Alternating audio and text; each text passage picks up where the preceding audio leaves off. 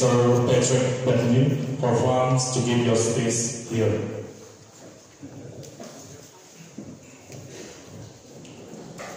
Halo. Permisi, saya tidak bicara bahasa Indonesia. Saya belajar. Nama saya Patrick, saya orang Perancis. Investasi di Jambi, mesin, teknologi, laboratorium, pajak, bayar di Jambi, staff 100% local staff. So target Kasia Coop jual langsung ke market, tidak mau jual ke eksporter, ke importer.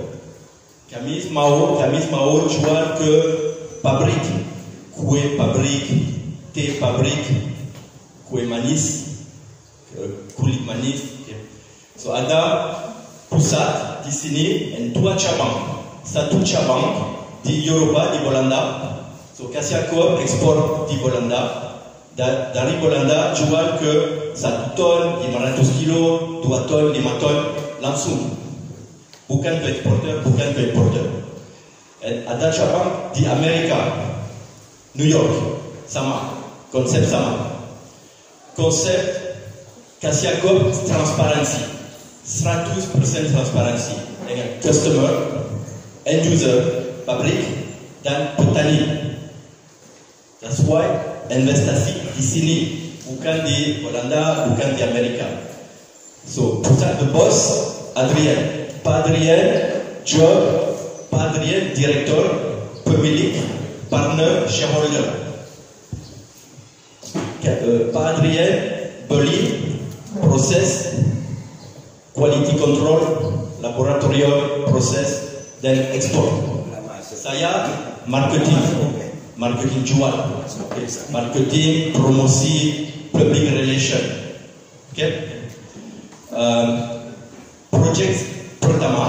Proyek pertama dari Kasia Coop, kulit manis.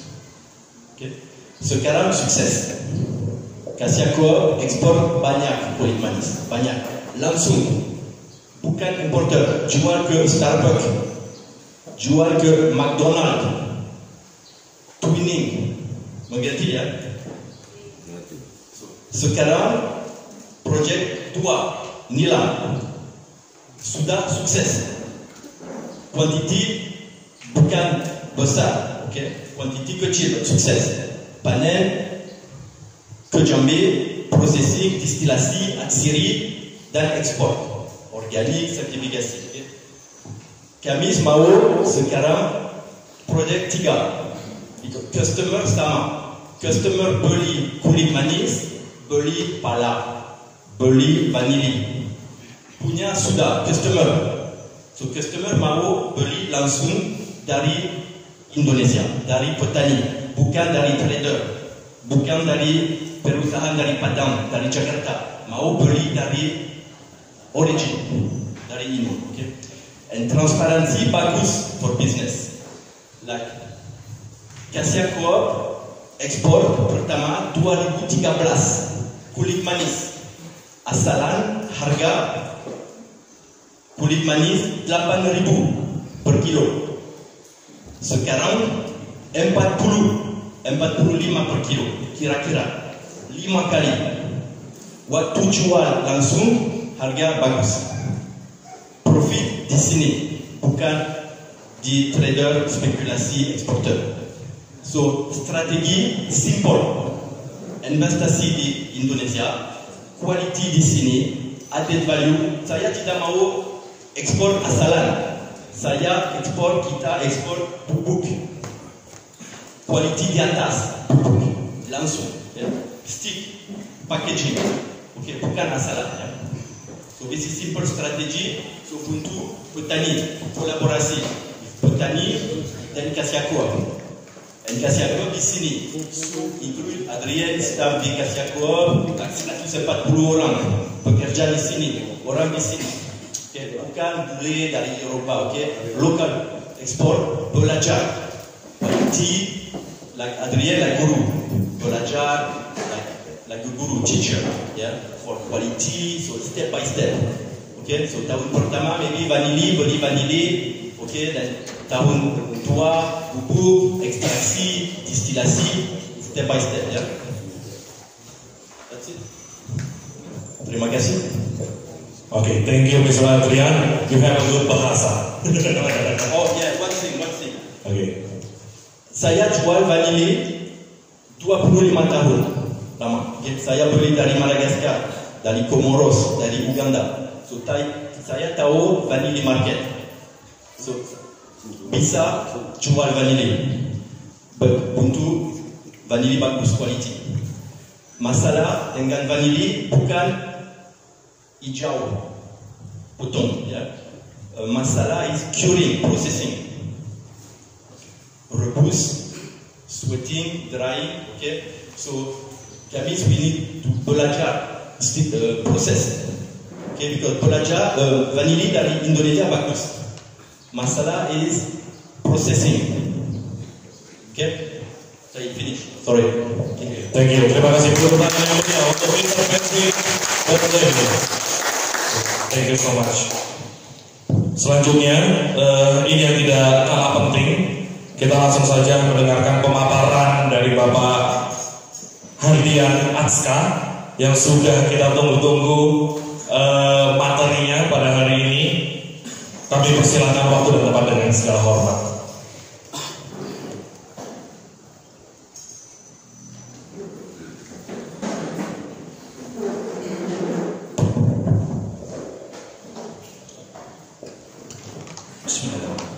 Assalamualaikum warahmatullahi wabarakatuh. Salam sejahtera buat kita semua.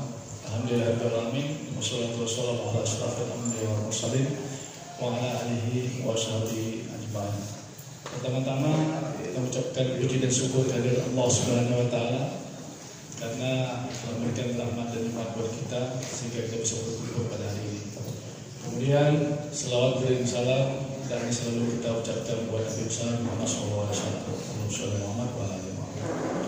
Yang saya hormati Bapak Kepala Dinas Perhubungan yang diwakili oleh Pak Rano. Kemudian yang saya hormati Bapak Kepala Desa, Bapak Pemateri, kemudian tokoh-tokoh masyarakat kita semua, serta teman-teman kakak-kakak dan adik. Alhamdulillah, sebenarnya sedikit tentang saya. Saya Adrian Atska, saya lahir di Sumatera Barat. Kemudian dalam perjalanan hidup saya seorang engineer. Saya bekerja 11 tahun sebagai senior eksekutif di Pusat Pembangkit Tenaga Listrik Swasta. Kemudian di tahun 2012 saya putar kehidupan karena karir bagi saya pada waktu itu mungkin sudah di puncaknya. Kemudian saya mau menjadi petani. Kemudian akhirnya saya ketemu dengan Patrick, satu konsep yang sama tentang kulit manis, dan akhirnya kami buat perusahaan. Kemudian alhamdulillah kita berhasil sampai ke pasarnya. Itu mungkin tentang saya. Kemudian alhamdulillah juga saya sampai di sini, kita ketemu dengan Pak Daryono, mungkin apa ya? Tak ada yang temukan semua, tak ada ya. Kita syukuri sebagai rahmat sehingga kita bisa berkumpul pada hari ini. Target saya pertama silaturahmi, Pak. Masalah bisnis setelah silaturahmi, karena bisnis tanpa silaturahmi tidak jalan, ya Pak ya. Silaturahmi sekurang-kurangnya kita saling kenal, sekurang-kurangnya kita berbagi. Walaupun nanti penyampaian saya yang saya punya tidak cukup bagus di pemikiran Bapak, tapi saya akan tetap menyampaikan. Karena kebetulan saya juga diminta menyampaikan sesuatu. Ya, sedikit tentang Kasiakop yang mau saya bagikan, kemudian nanti membuka harapan kita. Apa yang saya buat konsep dan sistemnya di Kerinci, saya mengimplementasikan di semua petani kita di dalam berbagai jenis produk. Masa kelam kulit manis saya dengar sejak krisis, sehingga bertahun sampai saya masuk ke bisnis kulit manis itu harga kulit manis di 2.500 per kilo, sehingga masyarakat kita di Kerinci itu memotong bahkan mencabut akarnya, sehingga seolah-olah dengan kulit manis ini sudah tidak ada harapan. Padahal kulit manis itu dipotong saja, kemudian ditinggalkan sedikit kulitnya, dia akan tumbuh lagi. Sama saya, saking geramnya orang dengan harga itu, seolah dia mau mencabut kulit manisnya dan membuang dan tidak mau tumbuh kulit manis itu lagi. Sementara di satu sisi, Indonesia adalah penghasil kulit manis terbesar di dunia. Bayangkan, penghasil kulit manis terbesar di dunia dengan kualitas terbaik di dunia. Saking putus asanya mencabut kulit manisnya dan tidak mau lagi menanam kulit manisnya. Apakah ini tidak over-demand? Padahal dengan satu produk ini saja, kalau menurut pandangan saya, Kerinci bisa menjadi suatu negara. Saking dasarnya produk yang kita punya. Tapi saking kecewanya kita mau mencabut dan membuangnya, dan kita tidak mau lagi kulit manis itu tumbuh karena harganya tidak ada. Ini yang menjadi salah satu motivasi saya melihat saya datang ke Kerinci di tahun 2004, dan saya berpikir pada suatu saat saya akan mencari dan memikirkan bagaimana kulit manis itu bisa berharga lebih baik, dan masyarakat yang mencabut kulit manisnya akan merasakan kecewa pada saat itu. Saya pikirkan, alhamdulillah Tuhan mungkin mengasihi, mempertemukan doa saya. 2012 saya kembali, kami bikin kasih kop. Saya mulai di harga 7.000 waktu itu dengan produk tersertifikasi. Sekarang harga sudah sampai di atas 50.000. Dan apa yang saya pikirkan, orang yang mencabut kulit manisnya di masa itu benar menyesal hari ini. Nah, dari itu apa yang kita pelajari? Nantilah kita berbicara tentang potensi vanilanya.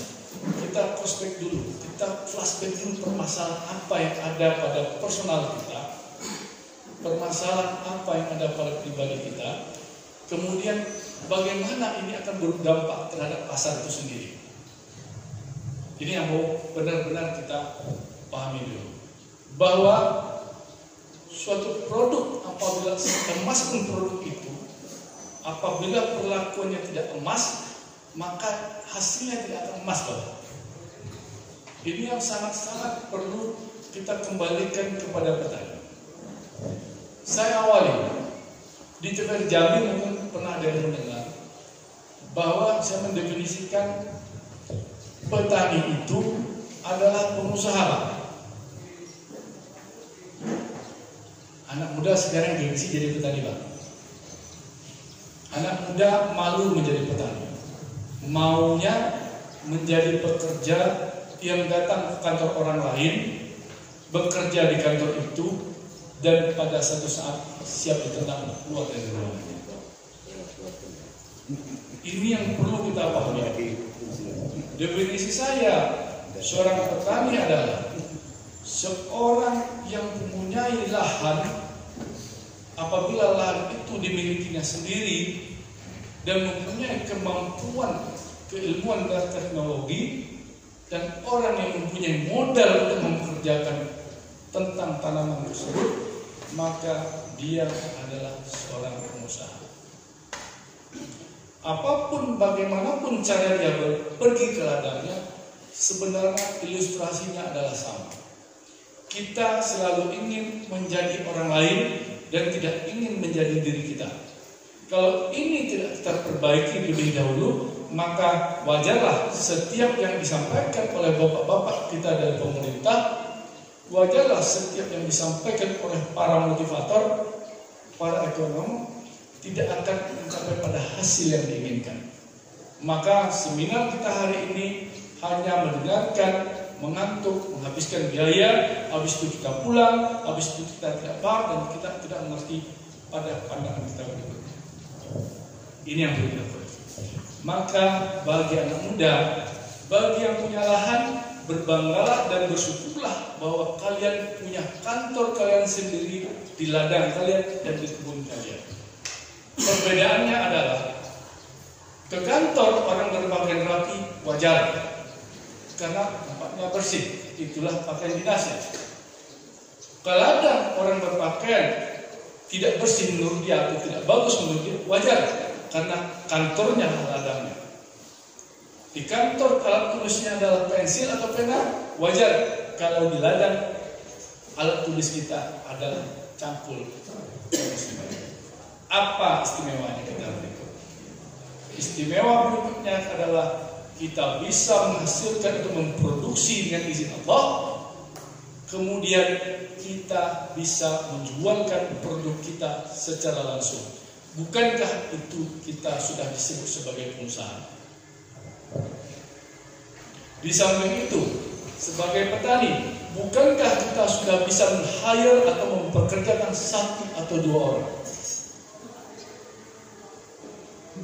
Secara konsep yang tidak pernah kita mau sadari, apabila kita sudah mempekerjakan 1 orang atau 2 orang, berarti kita sudah membuka peluang rezeki buat orang lain. Setelah itu definisikan, artikan mana yang lebih baik, pekerja atau menjadi seorang petani. Di Sungai Buloh awalnya saya dengan konsep saya membawa menjadi petani, menjadi pebisnis, maka kita sentuh bagaimana petani kita memproses hasil produksinya. Bagaimana kita merubah karakter petani kita menjadi seorang pebisnis, menjadi seorang yang bertanggung jawab terhadap produksi yang akan dihasilkan. Kita semua tahu, kita semua pernah dengar bahwa kecenderungan menurut pandangan sebagian orang, petani terletak pada titik tipu menipu dalam hasil produknya sehingga produknya tidak standar sampai di pasar. Ini yang perlu kita perbaiki. Sekarang petani kasia, petani kulit manis yang dulunya menurut saya takut-takut, setelah saya berikan pandangan, kita bina menjadi pengusaha, dia malah bawa peta hasilnya ke tempat lain. Saya senang karena ukuran saya sukses. Saya tidak mengharapkan dia jual ke saya. Saya silakan dia menjual ke tempat lain. Suatu keyakinan saya, apabila saya memberikan suatu pencerahan terhadap seseorang, pada satu saat dia akan balik kepada saya. Seberapapun titik warna yang pernah diberikan pada seseorang, maka orang itu akan mengingat warna itu di dalam hidupnya. Dan saya yakin dengan itu. Dan sampai sekarang, alhamdulillah, saya tidak pernah permasalahan dari suplai material.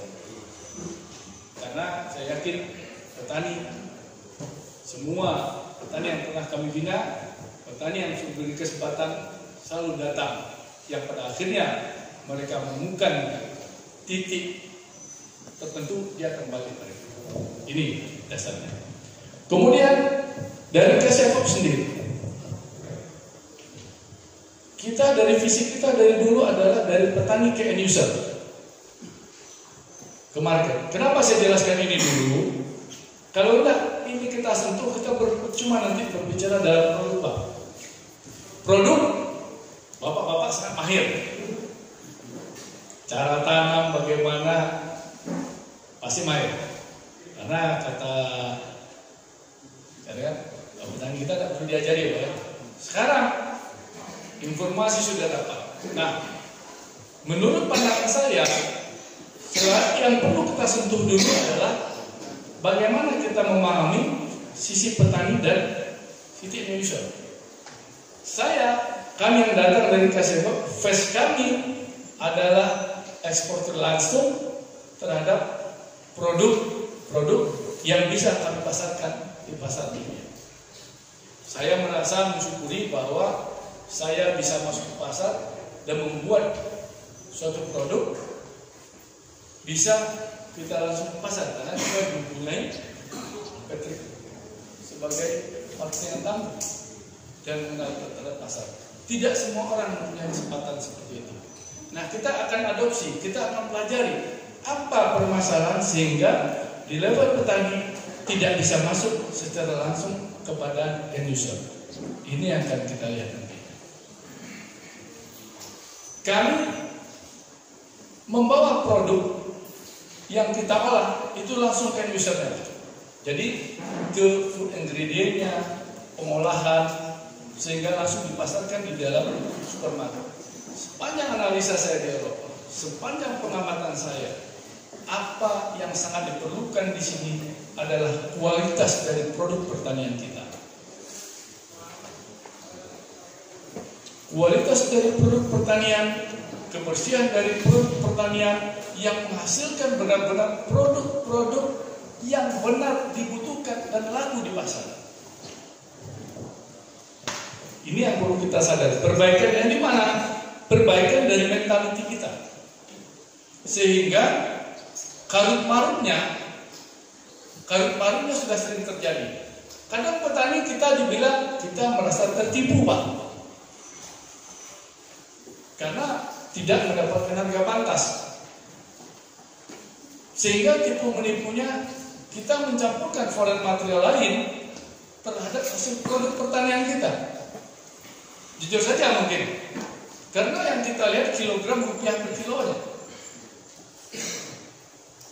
Sementara pada satu sisi eksportir juga merasa dia tertipu. Kenapa? Pada saat petani datang ada material lain di bawah, akhirnya eksportir juga mencat. Ini petaninya menipu.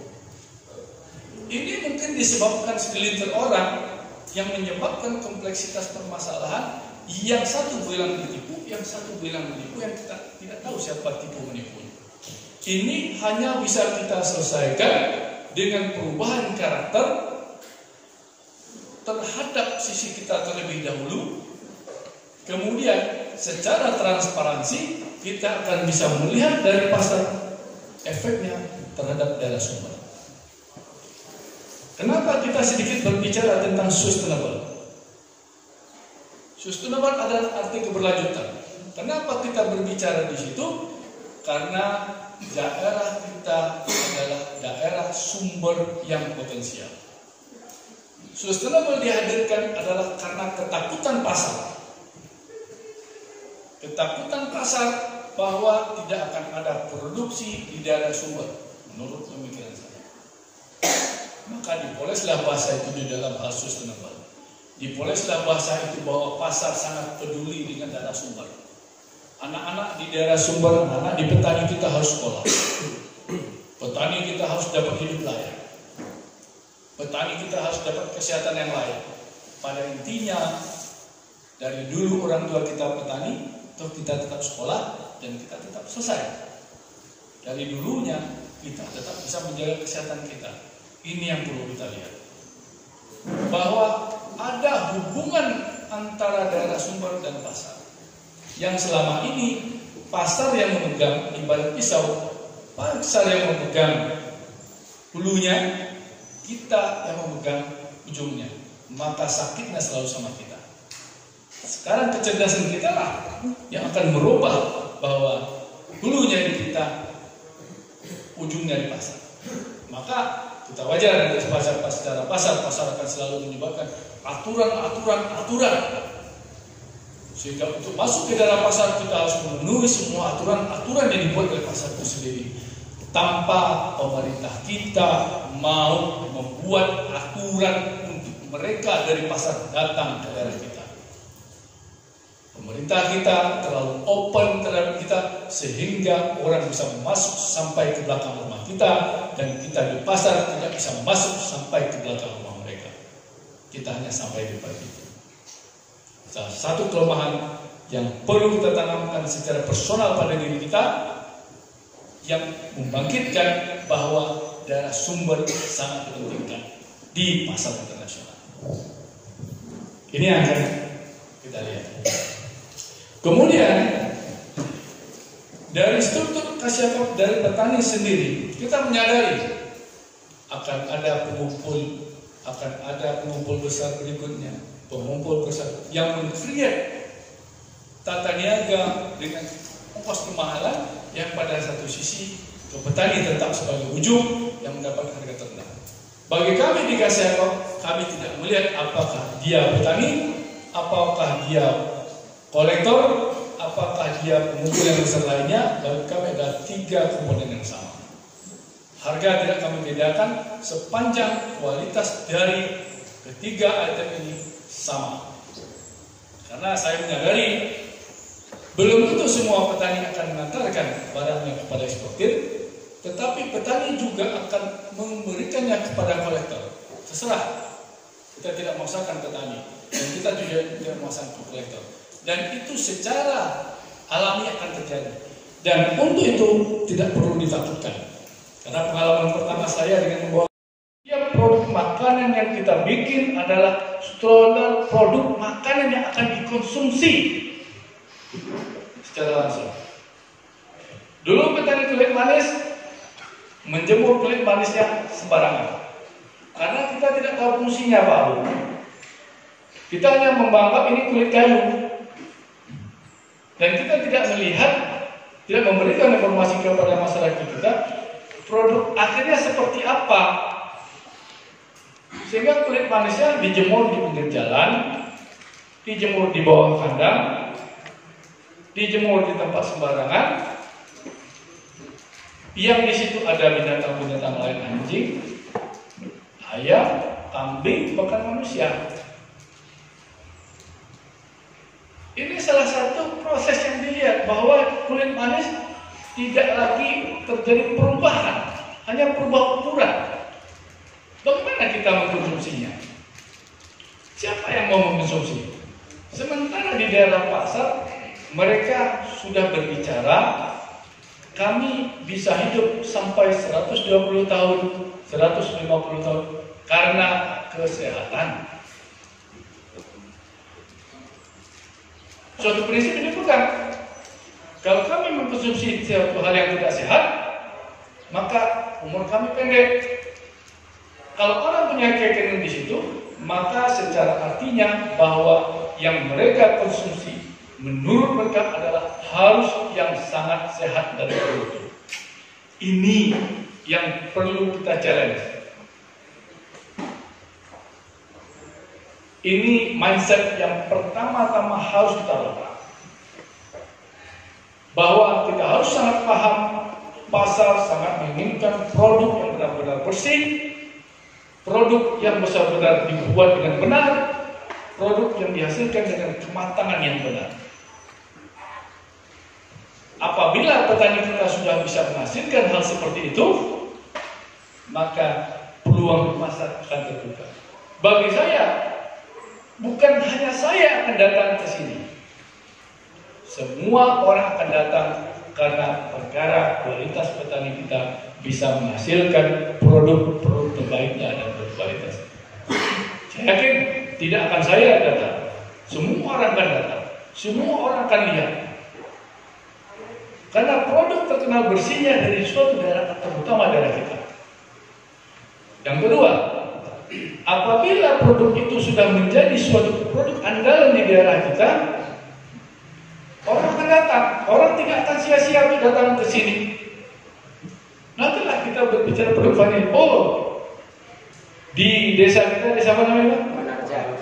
Manaraja ada 50 hektar. Orang tidak akan takut datang ke sini, bahwa dia datang dengan tujuan jelas, ada produk petani berkualitas, dan mereka akan bawa itu untuk kebutuhan pasar, karena ini memang dibutuhkan di pasar.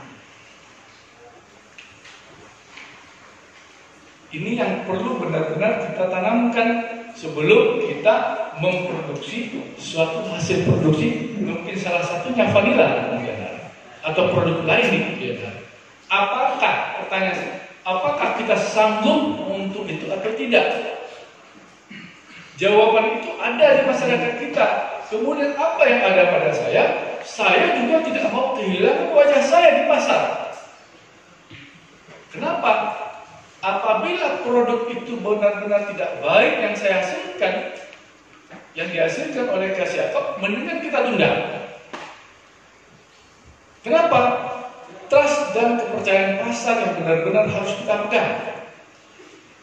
Apabila petani kita tidak sanggup menghasilkan produk yang berkualitas sesuai dengan yang kita standarkan, kita persyaratkan, kemudian kita akan stop dulu. Kenapa? Kami Kasiakop akan langsung face to face dengan pasar. Yang pada akhirnya, apabila produk itu tidak baik, sorry Kasiakop, produkmu tidak baik, pengolahan kamu tidak selesai, dan segala macam. Kemudian kita kehilangan pasar dan kita digarisbawahi sebagai perusahaan yang tidak profesional, perusahaan yang tidak mempunyai kualitas, itu lebih membahayakan kepada kita daripada kita menahan dulu sampai kita siap.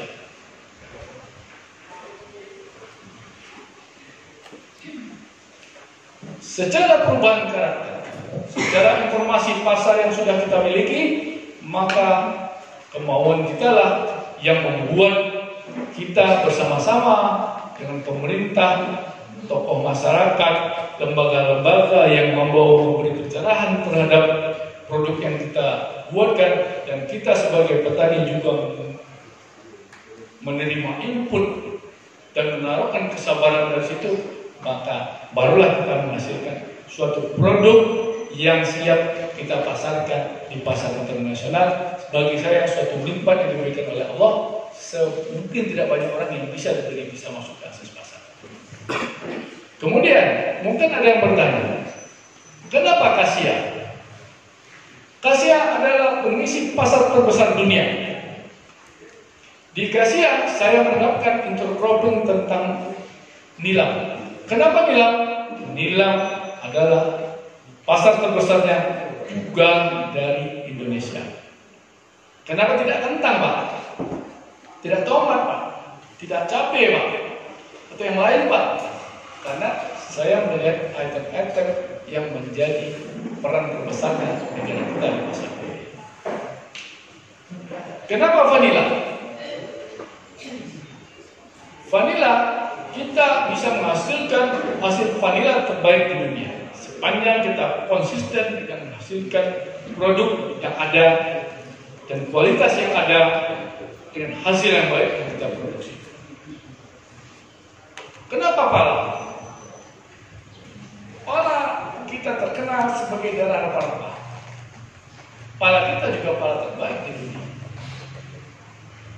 Yang kita kadang-kala terlupa untuk melihat hal seperti ini.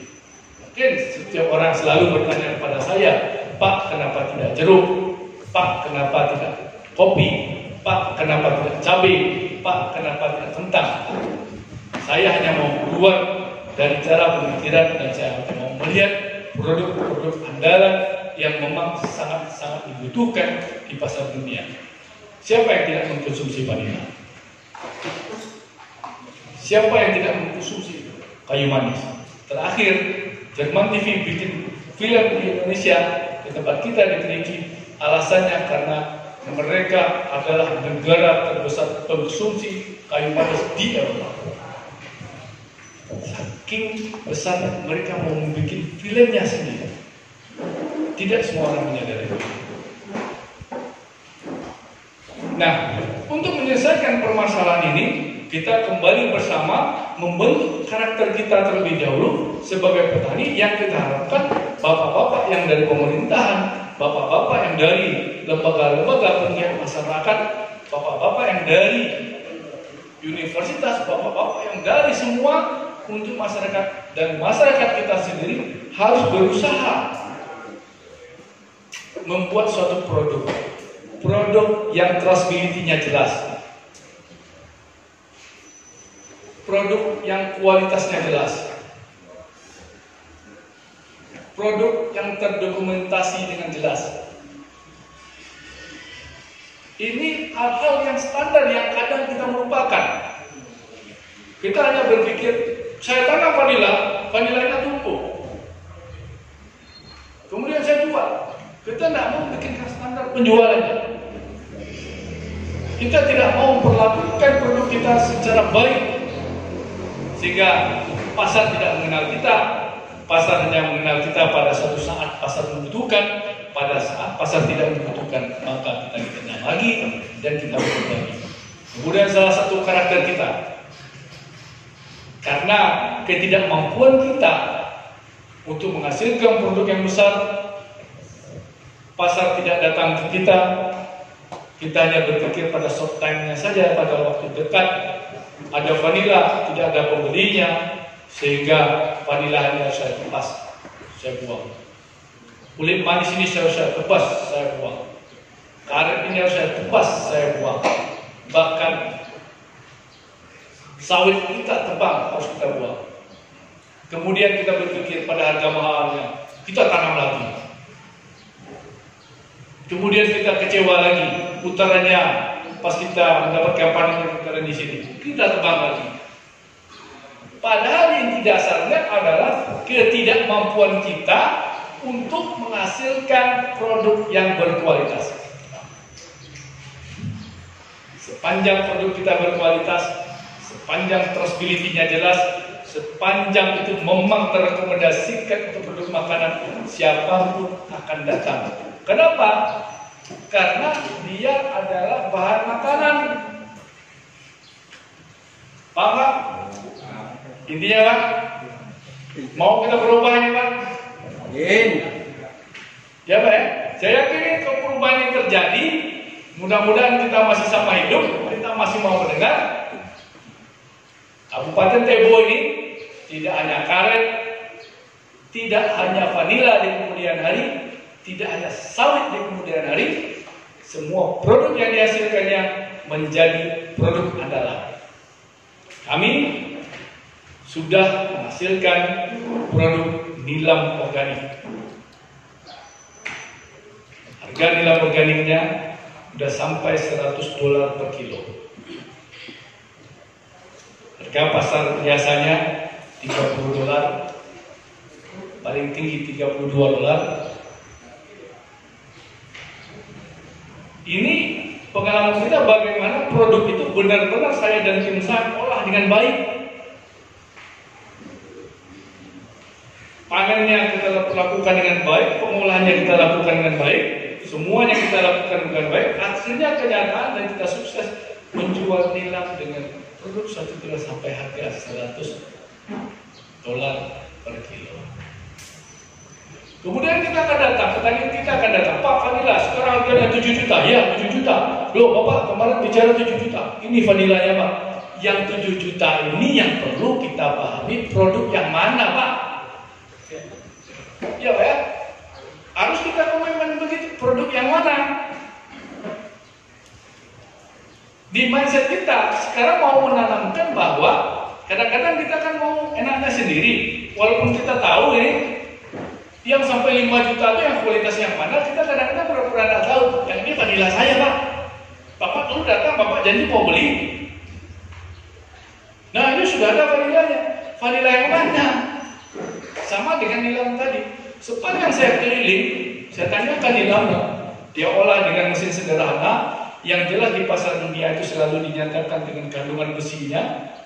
Saya datang ke petaninya, ya Pak ini sudah mahal harganya Pak.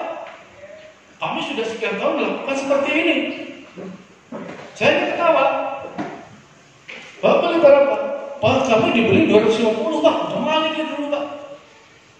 Padahal di realita pasar yang saya tahu, harganya bagus apabila kualitasnya bagus. Sementara di petani kita selalu ditanamkan bahwa asal ada produk, harganya sama dengan harga yang kualitas besar tadi. Ini yang menjadi satu miskomunikasi terhadap kita, sehingga masyarakat kita sekadang dibodohkan Bang. Satu analogi yang akan kita bicara tentang pembodohan itu. Kadang kita dibiarkan membuat produksi yang buruk tadi. Kenapa bukan mereka beli? Karena di pasar nanti dibilangkan, oh produknya datang dari Indonesia, memang low quality, kualitasnya rendah, dan kita bayar dengan harga murah. Apabila satu dana nanti datang dengan kualitas bagus, dia bilang, ini produknya mahal karena kualitasnya bagus. Kita udah kalah siasat seperti itu. Sehingga setiap produk kita buat, harganya murah.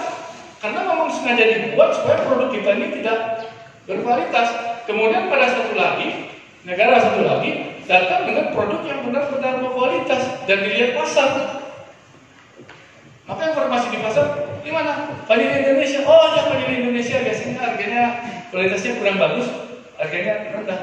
Vanili mana? Madagaskar. Oh ya, ini produk mahal. Kenapa? Padahal kualitas produknya sama, pengolahannya berbeda. Kita selalu mengolah dengan cara yang tidak benar. Kita tidak mau berubah bahwa memahami tidak ada produk makanan. Suatu negara lain berubah untuk masukkan kualitas. Terus petani kita menerima saja. Ini informasi pasar yang terlebih dahulu saya bawa. Bagi pasar, Pak mau masuk mungkin setengah Bapak udah lihat. Mau masuk ke area pabrik itu Pak, tangan ini harus steril Pak.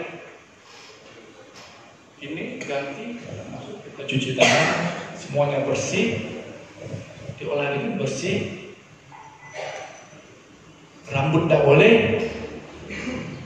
Nanti ada sensor foto B, kita kan tak mikir ini. Sampai ke situnya produk makanan, target kita untuk masuk pasar tadi. Sementara kadang kita ini maaf ya, kita makan nasi kan, kita jemur beras kita di jalan, tergigit kerikil, kita maaf saja, walaupun gigi kita patah karena itu. Tapi pada mindset mereka di daerah pasar, mereka akan komplain kepada kita, karena produkmu, alat penting saya gigi untuk menyamakan rusak. Maka saya tidak percaya dengan produkmu. Dan itu akan disampaikan kepada semua, walaupun sekali Bapak. Produk lain, kami mengirim stick tadi yang dilihatkan Patrick. Dia menemukan satu kutu yang halus, karena mau ditaruh di dalam botol. Kutu yang halus Pak. Kalau menurut kita, apalah kutu ini kan? Kalaupun ada ya bukan aja, minum lagi kan? Bagi kita, bagi pasar sendiri, barang kita datang dilihat kutunya ada satu kutu, saya kena bayar balik sampai $20.000. Hanya satu kutu. $20.000 kali 14.000 berapa Pak? 280 juta. Berarti satu kutu harus kita bayar sampai 280 juta. Maksud saya, begitu sangat ketatnya permasalahan kualitas dari produk yang dihasilkan dari masyarakat kita sehingga sampai pasar. Paham Pak? Terpikirkan Pak? Terbayang terpikirkan? Kenapa? Kalau kita tidak sanggup sampai ke situ, maka wajarlah setiap seminar yang diadakan oleh pemerintah kita, agenda-agenda pemaparan yang disampaikan oleh pemerintah kita, orang-orang yang sudah meluangkan waktunya terhadap agenda tersebut tetap sia-sia dan percuma. Karena kita tidak akan masuk ke dalam pasar yang kita ingin. Apabila kita sudah siap untuk itu, dan saya yakin-yakinnya tidak hanya Kasiato setelah ini, banyak perusahaan-perusahaan yang akan datang melihat ke sini. Dan seperti dari awal saya nyatakan, saya tidak pernah takut terhadap itu, karena bisnis bagi saya ada seni dari Tuhan. Apabila Bapak berpikir di kemudian hari tentang kualitas, Bapak menemukan kualitas, pada satu titiknya Bapak akan ingat, Pak Adrian dulu pernah menyampaikan ke saya, perusahaan masih ada, harganya pantas, kenapa saya balik ke Pak Adrian? Itu dari hal pandangan saya. Nah, sekali lagi, sejauh mana kita benar-benar memahami konsep awal tadi. Kalau kita sudah benar-benar paham tentang tersebut, bapak-bapak kita yang dari pemerintah akan melanjutkan agenda-agendanya dari membantu penyuluhan, membantu dari pengadilan kualitas bibit yang paling bagus, menghadirkan pembicara-pembicara, memberi pendampingan kepada petani. Maka kita sebagai petani juga mengikuti arahan, kemudian kita berdiskusi dengan bapak-bapak tersebut, menjadikan suatu tim yang sangat bagus, barulah kita masuk ke dalam suatu produk. Apapun produk yang akan kita bikin, insya Allah akan berhasil. Oke, panjang ya Pak ya, pembukaannya cukup panjang. Kenapa saya tidak mau pindah ke sebelumnya? Kalau ini tidak benar-benar kita setelkan Pak, diskusi kita hari ini percuma Pak. Karena saya takut di kemudian hari, Pak Tian, kami ada vanili Pak, ini vanilinya. Bapak lu bilang harganya bagus, wah. Padahal tidak mencapai standar produk yang kita inginkan. Oke? Terpahami Pak?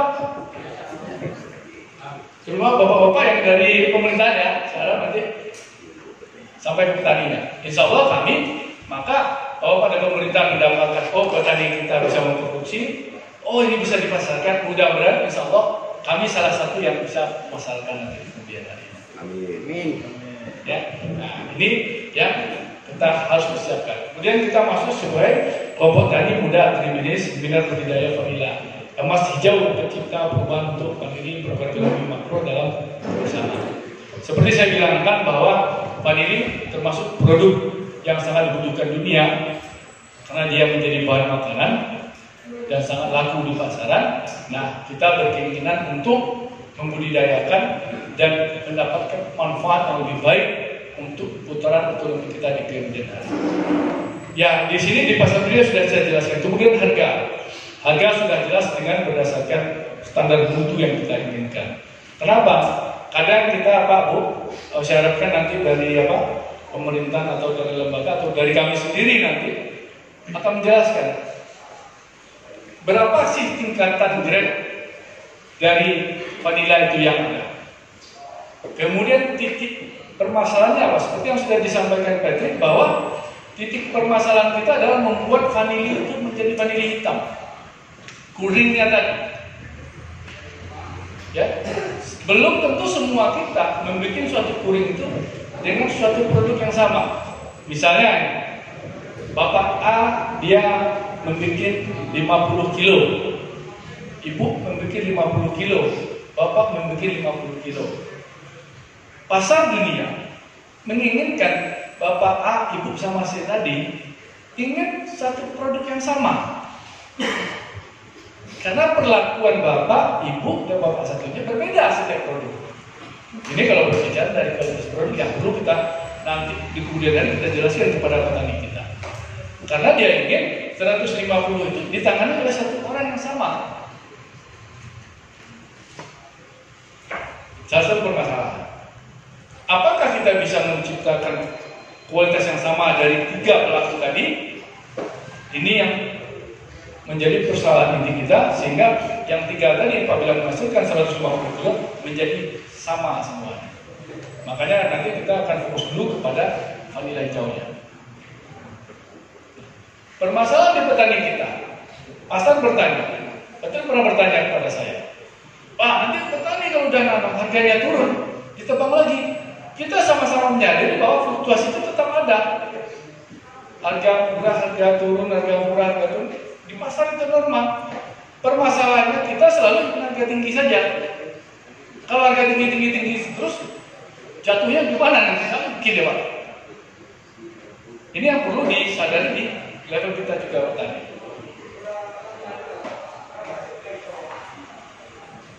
Nah, kemudian bagaimana kita melihat? Saya melihat sepanjang vanila atau tanaman sudah ditanam dan kita dapat dari rezeki dari Tuhan, dia berbuah. Yang kita inginkan adalah buah yang kita petik itu bisa terjualkan ya Pak. Bukankah itu Pak? Yang kita kecewa, buahnya ada, habis itu tidak ada, akhirnya buahnya buang. Iya kan? Tapi kalau buahnya muncul buahnya, walaupun sedikit, ada yang beli, kan ini yang kita inginkan. Perkara banyak buahnya kita tidak tahu, ini perkara rezeki kita. Permasalahan kita adalah, emosional kita adalah apabila buahnya muncul, kemudian yang belinya tidak ada. Ini apa masalah kita? Sehingga akhirnya kita sakit hati. Dulu sudah tanam ini, buahnya muncul, tidak ada yang beli. Kenapa? Yang pembelinya hilang, yang pembelinya juga bangkrut dia. Kenapa? Pas yang pembelinya datang, disodori produk, setelah dia lihat, yang produk bagusnya cuma 75%, 25%-nya ada kerugian. Akhirnya pembelinya bilang, saya tidak mau datang lagi lah di Bobo Jambi. Kenapa? Tenggelam saya di situ.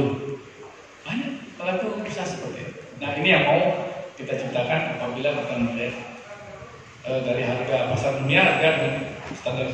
Kebutuhan pasar akan kita adopsi karena dia merupakan suatu kebutuhan bahan makanan yang memang diperlukan untuk produk makanan. Definisi garis bawahnya di situ yang menyebabkan kita tidak perlu khawatir sepanjang produk kita berkualitas dan diterima di pasaran. Adanya itu. Terus tentang pasar. Nah sekarang kita di beberapa daerah lagi booming juga nih Pak. Vanila. Karena seperti cerita saya tadi, vanila harganya bagus, semua orang ingin vanila. Tapi dia finishnya nanti 1, 2, 3 juga ya Pak. Awalnya ada sanggup 1,5 tahun, 1,6, kemudian nanti harus mengawinkan, harus menghasilkan kualitas yang bagus. Maka yang benar-benar muncul itu adalah bagian yang tangguh. Dan saya yakin dengan seleksi alam. Iya, saya yakin dengan itu. Setelah itu pada yang tadi di tengah jalan tumbang, gagal melihat yang berhasil, wah saya harus bangkit lagi. Siklusnya akan seperti itu. Kenapa saya sampai ke pedalaman Sulawesi Barat? Oleh Wali Mandar ini jalan kita udah bagus ya Pak. Ini syukuri dari Pak. Lupa saya foto jalan sampai di Polewali Mandar ini. Kalau saya lihatkan fotonya saja nanti Bapak sudah ini. Sudah sangat bersyukur dengan kondisi jalan kita di sini. Tapi mereka masih punya asa. Mereka tanam vanilanya, coba lihat terus. Ya, vanilanya ditanam dan masih mereka jaga. Mereka adalah petani-petani yang sangat berpengalaman di vanila itu. Karena mereka selalu memperjuangkannya. Ini saya ke Wali-Wali Mandar di Subang. Kemudian kita juga bertemu dengan petaninya. Kebenaran petaninya sampai ke kebun kita lihat sampai di mana betul buah vanilanya. Vanilanya udah jadi mereka Pak, tumbuhnya di hutan. Maka saya bilang sama Pak Boy, rupanya di Sulawesi ini yang stres vanilanya. Kenapa? Vanilanya berbuah mau dijual kemana? Kalau di tempat kita ini yang stres orangnya, gimana menemukan vanila? Kalau di sini vanilanya yang stres, karena ada berbuah berjual. Oke, ini bagaimana kita melihat potensi petani vanila tidak hanya di sini dan tidak hanya di daerah terpencil. Mereka bilang ke saya, Pak, kami dulu penghasil vanila terbesar. Terus kami potong semua Pak. Terus tidak ada yang datang Pak. Terus saya bilang, iya akhirnya kami biarin tanaman begini saja. Saya bilang, kesalahan kita adalah Bapak sudah jelas jauh kecil di sini. Bapak hanya menghasilkan vanila seadanya saja. Sampai 10 kilo, 20 kilo. Kemudian untuk sampai ke desa Bapak ini, orang sudah menghabiskan energi 5 kilonya.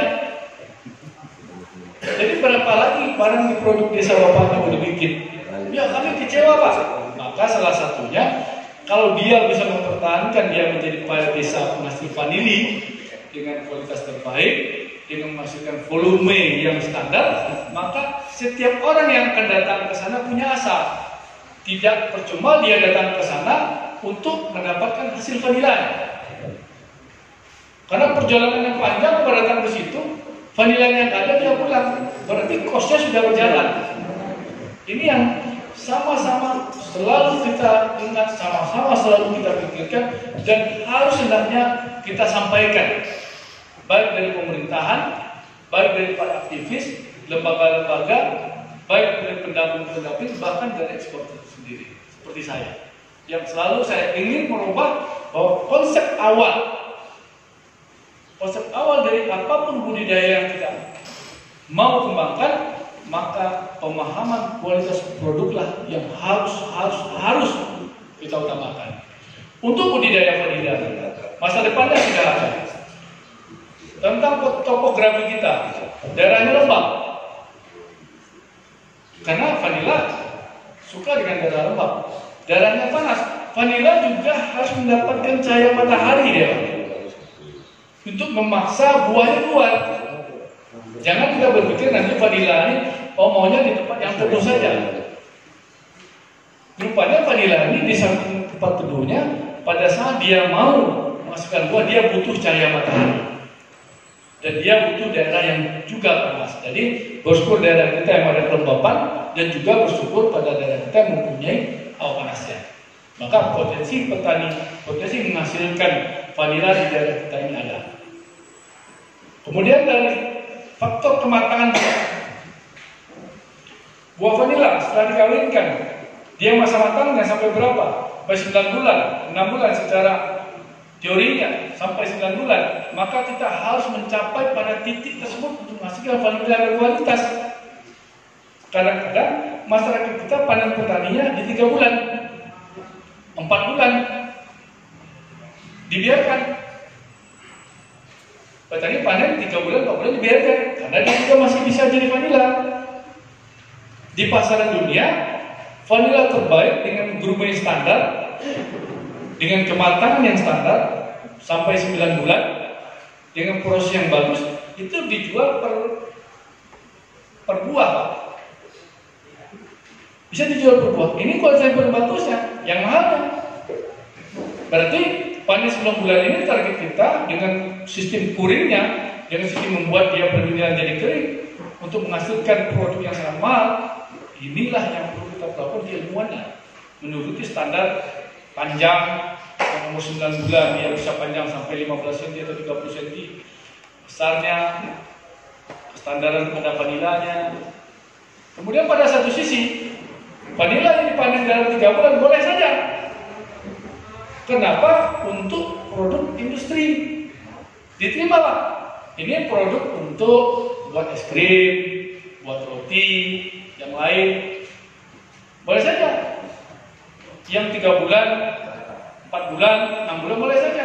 Tetapi tentu dengan hasil begini, mindset kita harus memikir, saya panen begini, harganya lebih murah. Saya panen dengan standar begini, harganya lebih baik. Karena pasarnya lebih baik. Dari pasar, transparansi ini yang dibutuhkan. Nanti pendampingan kita akan jelaskan, umurnya akan tercatat. Kalau saya jadi pendampingnya, kita akan bekerjasama dengan petaninya. Kami secara schedule, terstruktur. Sampai hari ini dengan kulit manis, saya bisa petani itu datang sama saya, atau saya panggil, Bapak boleh komplain kepada saya tentang harga segala macam. Saya bisa jelaskan, Bapak datang tanggal sekian, jam sekian, sampahnya sekian, yang buruknya sekian, bahkan kalau ada paku, satu paku aja di produknya, bisa saya tunjukkan. Sampai ke situ, Pak. Kalau dengan saya dari Kasiakop, petani silakan komplain, datang Pak, Bapak datang, buka slide-nya, staf saya akan jelaskan, Bapak datang tanggal sekian, bawa jam sekian, kadar airnya sekian, sampahnya sekian, semua detail terhadap produk Bapak akan saya jelaskan. Kembali kepada persiapan kita di sisi petaninya untuk mendapat tantangan yang seperti itu. Paham seperti itu, Pak? Ada yang bertanya? Lanjut, Pak. Ya, itu terlalu banyak lupa kita, Pak. Dua faktor yang sangat utama tadi. Kalau masalah produk vanila, petani kita dah. Lagi Pak Taryono tadi dah bawa buku andalan itu. Ya kan? Ada buku andalan tentang vanilanya. Kemudian Bapak ini, Pak Adiono. Pak Adiono pakai pupuk organik siap ya, Bro. Ya kan? Bapak-bapak dari pemerintahan memberikan keilmuan, pendampingan, ada siap ya, Pak ya? Bapak dari lembaga pendamping sudah siap. Insya Allah Kami dari pasar juga sudah siap apabila produknya juga halal. Karena pada ujungnya kami yang tadi, ya kan? Saya bayar produknya ke Bapak, terus itu saya ke pasar, pada saya dipotong, saya udah mati kan? Nah ruginya Bapak juga. Cari lagi lah, siapa yang bantu? Padahal saya udah tewas. Kenapa? Produk gede. Nah ini yang sinerginya perlu sekali kita jalani dan kita jaga. Untuk masalah produk, Pak Nila, jangankan dilakukan seperti Pak Naryono. Ini Pak, ini tampilannya di Makassar Pak, di hutan saja Pak. Jadi petaninya tuh punya kebun di belakang rumah atau beberapa kilo dari rumahnya. Pagi-pagi dia jalan, nanti ada berbunga ya, kita perkawinan, dah ditunggu. 9 bulan dari tangan dia lihat, gimana bisa panen. Apalagi nanti seperti Pak Naryono itu udah industrialisasi, dibikin banyak, produknya ada, kualitasnya ada. Udahlah, tangan aja lah Pak Naryono. Saya lakukan nanti, mudah-mudahan posisi Pak Naryono ya. Kemudian kita jadi iri, misalnya kemudian, Pak Naryono sudah menghasilkan. Nah kebiasaan kita, karena Pak Naryono sudah menghasilkan, saya juga mau tanam.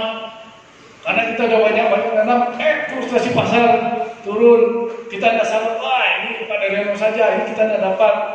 Padahal yang perlu kita syukuri, apabila kita tanam vanilanya, dikasih Allah buahnya, syukur kita berawal. Karena kita bersyukur, kita olah dengan baik. Informasi apa? Informasi dari Pak Dirjen harus diolah dengan baik. Maka kami akan ajarkan nanti. Kita akan dampingi nanti. Ada pemerintahan dan semua akan dampingi nanti. Kemudian hasilnya sudah baik, kami ke Sekop dengan bangga keluar ke pasar Pak. Ya kan? Di setiap produk nanti ada label Pak. Label, ada label ke Sekop kita. Bagaimana kita contoh mengirim produk dikasih ya, maka kita tempelkan di situ kulit manis dari Kerinci. Nanti kalau ini mau bagus, vanila dari Rimbo Bujang. Maka kenal lagi daerah kita. Mudah-mudahan kemudian hari orang berpikir vanila, penghasil vanila terbesar Rimbo Bujang. Penghasil vanila terbesar Jambi. Penghasil vanila terbesar Indonesia. Ini sedikit dari saya, pengalaman titik-titik mana yang di awal kesemudahan ini harus kita perbaiki, kemudian berlanjut terhadap produknya. Karena saya akan intens terus dengan Pak Naryono, kita akan intens terus dengan bapak-bapak di petani, sepanjang hal tadi sama-sama kita ingat. Pertama, tahapan kita, saya akan sampai pada titik buah hijaunya. Kalau tidak kita mulai hari ini, kita mulai besok, minggu besok, tahun besok, atau 5 tahun lagi, bukan sia-sia. Mulailah dari hari ini, kemudian dari kelompok tadi sudah menyatakan bahwa vanila menjadi masih jauh. Dan mudah-mudahan itu menjadi masih jauh, dan apapun produk pertanian yang kita bikinkan kualitas dengan baik, kita mempunyai traceability-nya, keterselusurannya dengan baik, menghasilkan kualitas yang baik. Kita tidak perlu khawatir Pak. Pasar menginginkan daerah sumber. Daerah sumber menginginkan pasar. Posisi kita bukan pedagang. Beda dengan negara Belanda. Mereka pedagang. Kita daerah sumber. Pasar menginginkan barang, ingat daerah sumber. Kita akan selalu secara politiknya akan selalu disuruh bodoh, akan selalu disuruh menghasilkan produk tanpa kita sadari. Produk yang kita hasilkan akan selalu jelek, bahwa di pasar tidak hanya kita saja yang mengisi pasar itu, ada kompetitor dari negara lain yang juga menginginkan produk kita tidak terjualkan, produk kita tidak laku di pasaran. Nah, sejauh mana kesadaran masyarakat kita, sejauh mana kita sebagai generasi muda bangga dengan petani kita, bangga dengan tanah yang kita miliki, tanah subur dibuang saja tumbuh. Kemudian mudah-mudahan dari petani itu muncul orang-orang yang bisa membawa barang ke pasar. Maka apabila itu sudah terjadi, barulah Indonesia ini menjadi Indonesia Raya. Mungkin itu Pak dari saya. Terlebih terkurang atau pendapatnya tidak bagus, tidak tercerahkan, nanti bisa Pak tanya lagi. Ya Pak ya. Ini kira-kira nanti kita ada tanya jawab ya. Ada. Ya. Kembali saya terapkan konsep itu, saya simpulkan konsep itu untuk buka pencerahan kita, kemudian mengkoreksi diri kita sendiri bahwa kita punya potensi, bahwa kita sanggup. Kemudian mudah-mudahan kalau masih dikasih rezeki umur panjang dan Allah berikan peluang yang lebih besar ke saya untuk mengakses pasar, maka apa yang kita harapkan untuk memakmurkan petani kita, memberdayakan tanah yang kita punya, dengan izin Allah kita menjadi masyarakat petani yang kuat sehingga ekonomi kita sekarang kita harus yakin bahwa kita harus membangun ekonomi yang kuat per personal, berarti per pribadi. Gak perlu mengharapkan bantuan orang lain, percaya diri. Saya punya tanah, saya bisa beli tanam, saya bisa beli kualitas, saya bisa bawa ke pasar. Kalau tidak tersingkir Pak, kita jadi pekerja di tanah kita. Kita tidak menjadi orang yang bangga dengan tanah kita sendiri. Itulah kenapa saya berpikir akhirnya dari pekerja profesional saya mau jadi petani Pak. Dan terakhir, semoga pertemuan kita ini bermanfaat. Semoga ilmu yang kita sampaikan juga bermanfaat untuk hari ini dan ke depan. Dan saya akhiri, wassalamualaikum warahmatullahi wabarakatuh. Terima kasih Bapak Adrian Aska atas materi yang sangat luar biasa. Dan Bapak Ibu hadirin sekalian, kita istirahat sejenak untuk makan siang dan sholat. Dan nanti akan dilanjutkan kembali jam 13.00. Assalamualaikum warahmatullahi wabarakatuh. Oke Pak, kita lanjutkan ke seksi berikutnya ya. Tanya jawab yang saya tanyakan dan apa yang hal yang bisa saya jawab ya. Nanti sebutkan namanya Pak. Atau mixnya sudah ini ya. Ya, sekalian mungkin pertanyaannya saya mau menindaklanjuti ini. Mudah-mudahan ke depan saya harapkan Pak Naryono nanti kita nggak sampai di sini. Pak Naryono akan mendata petani kita nanti. Sehingga ada petani, kemudian ada lahan, kemudian nanti kita survei dengan tim saya dengan Pak Boy nanti. Kemudian di situ baru kita berikan pencerahan lagi Pak, bahwa apabila kita buat ini kita serius bahwa nanti bibitnya mungkin dari pemerintah bisa memberikan bibit ya Pak ya. Dari situ kita lihatkan bahwa bibit ini harus bibit yang diambil dari vanila yang pernah berbuah, sehingga tidak hanya tingkat pembicaraan, tingkat kepada implementasinya. Nanti kita lihat sejauh kecepatannya itu di mana kecepatan Pak Naryono dengan tim Kasiako. Misalnya, oh ada Pak dari 20 petani yang mendaftar, sekarang sekian. Oke, kami siap turun kita komunikasi, kemudian kita survei lahannya, kemudian kita jelaskan tentang vanilanya, kondisi vanila kita diskusikan, kemudian kita jelaskan komitmen kita masing-masing bahwa vanila butuh 1,5 tahun, kemudian bagaimana kita menganggap kualitas yang baik, kemudian bagaimana kita mulai menanamnya, dan kita harapkan dari proses penanaman sampai kepada panennya kita berjalan dengan baik di bawah kontrol kita. Jadi tingkat implementasinya tidak tingkat wacana. Habis ini kita akan diskusi dengan Pak Naryono karena kontennya dengan Pak Naryono ya Pak ya. Petani yang sudah ada Pak, ada 10 petani. Iya, oke, nanti kita cek, oke kita bibit-bibitan, kita tanam bibit, oke kita habis itu apa perlakuannya sampai benar-benar bertanam. Sehingga petani kita anggotanya jelas, luas lahannya jelas, yang proyek kita ke depan juga jelas. Nah di sini juga kita lihat bahwa tentu petani yang datang, petani yang sudah benar-benar memikirkan Karena rugi juga pemerintah kita Pak. Kebiasaan kita, pemerintah bikin bibit ini. Nah kita karena nafsu saja kita ambil bibit. Padahal nanti bibit diambil, kita biarkan saja ya Pak ya. Tidak kita tanamkan. Tapi yang ambil bibit, ya benar-benar harus menanamnya. Karena satu bibit nanti hitung kos numbuhannya banyak itu. Nah perilaku ini juga harus kita buang.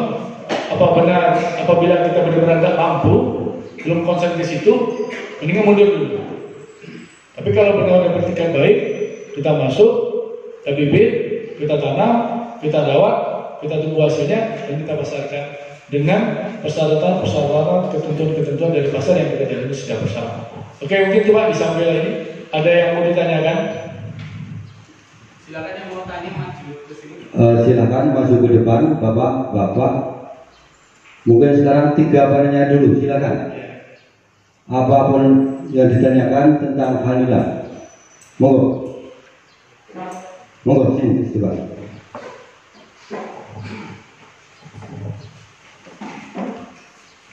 Ya, nama saya Sri Wahyudi dari Desa Sidurpun, Rimbo Ulu, kecamatannya. Yang saya tanyakan, ya, ketika saya sebagai petani mempunyai keinginan atau mempunyai rencana untuk menanam vanili tadi, nah dari pembibitan terus sampai dengan penanaman dan nanti sudah produksi, apakah itu ada pendampingan seperti itu? Terima kasih. Yang lain Bu? Yang lain 1, 2 lagi, siapa? Silakan. Daripada nanti pulang gerundel. Yang Tanjab Timur mana tadi? Harus tanya jauh-jauh. Tanjab Timur. Yang Kuamang Kuning. Mana Kuamang Kuning? Monggo silakan maju Pak. Silakan Pak. Silakan maju. Itu Pak siapa? Assalamualaikum warahmatullahi wabarakatuh. Waalaikumsalam warahmatullahi wabarakatuh. Nama saya Ali dari Sumbersari. Di sini itu Pak masalah petani Pak. Pada umumnya petani di sini itu belum pengalaman masalah nanam vanili. Sistemnya nanam atau mulai membibitkan perawatan mulai sampai panen itu belum ada pengalaman sama sekali Pak. Dari itu kami mengharap untuk dibimbing dan dibina supaya petani-petani di sekitar kita itu berhasil Pak. Yang kedua, barangkali Pak, barangkali berkenan Bapak yang hadir di sini, petani di sini itu kebanyakan terkendala masalah modal. Barangkali ada sistem Bapak angkat atau angkat kredit, macam mana solusinya Bapak? Kita mohon penjelasan. Yang tidak baik dari saya. Assalamualaikum warahmatullahi wabarakatuh. Monggo 1 kali lagi, yang 1 lagi. Siapa? Kuamang Kuning. Siapa tadi yang mengacung bocor itu tadi? Silakan monggo Pak. Ke depan, silakan. Mau tanya apa, produksinya kayak apa, caranya kayak apa, monggo.